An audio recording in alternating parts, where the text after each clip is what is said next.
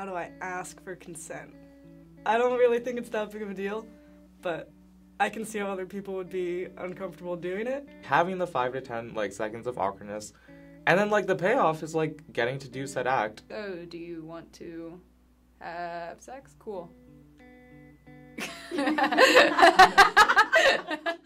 You're not just gonna stop all of a sudden and be like, hey, is this okay? In a different voice. You're just having a good time and you're like, hey, is this okay?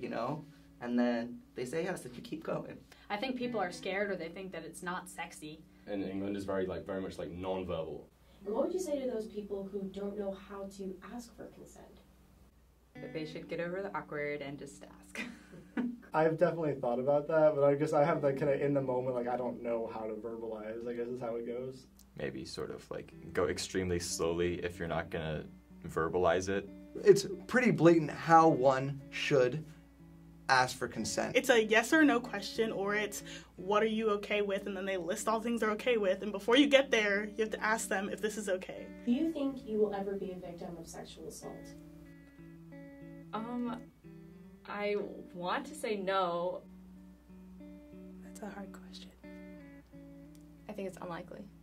Yes. I think I could be. Can we stop?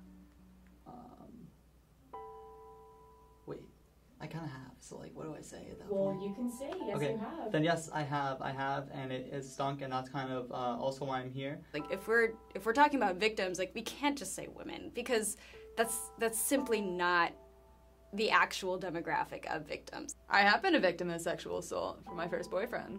I have been a victim of sexual assault, so yes. I'd probably be lying to myself if I thought I would never be a victim ever again. Yes, I actually have been, and on more than one occasion. I didn't immediately become this warrior for justice when it happened to me because I didn't understand what happened to me. But now that I do, I want to make sure that it never happens to anyone again. I've been in situations with very blurred consent or blurred lines, and it's just a thing that people need education on, and people really need to listen up and to learn from.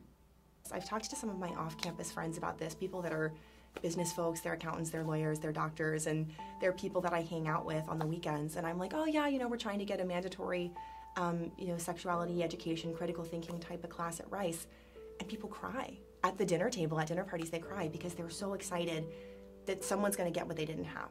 And so what makes you the most positive about the future of this issue?